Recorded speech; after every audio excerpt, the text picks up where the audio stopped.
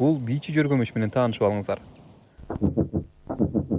Барабандын добушу буланын ыры. Ал эми буланын бийи. Австралия боюнча жалпысы болуп анын 100дөн ашуун түрү бар. Көпчүлүк жандыктардын болгону бир уч гана түрү болот.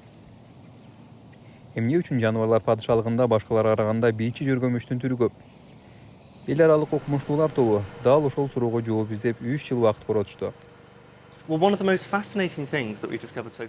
күнгө келип биз тапкан кызыктуу нерселердин бири павлин жөргөмүштөр. Алар өтө кичине болгонуна карабай, геномдору чоң болот. Алардын бири чыпалагыңызга батканына карабай, алардын геномдору адамдын геномдорунан 3 эседей, орточо көпөлөктүн геномунан 30 эседей чоң. Ал анын кара ДНК деп аталган нерсесинен улам болушу мүмкүн деп ойлойбуз. Кара ДНК деген эмне? Жана ал жөргөмүштөрдүн түрүндө кандай роль ойнойт? ДНК молекулалардын узун жиби. Анын кыска бөлүктөрү түрдүү өзгөчөлүктөрүн аныктоого катышат. Мисалы, адам баласында алар чач жана көзүнүн түсүн чечет.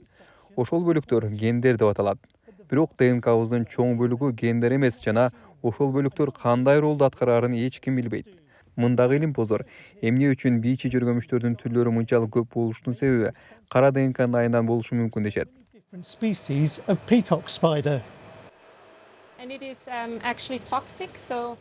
Жөргөмүштөр сыяктуу салыштырмалуу көпөлөктөрдүн да түрлөрү көп.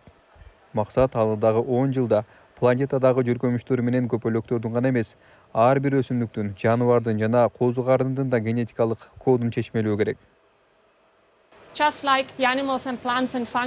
Биздин ДНКбызда жаныбарлар, өсүмдүктөр жана козу карындарга өтө окшош.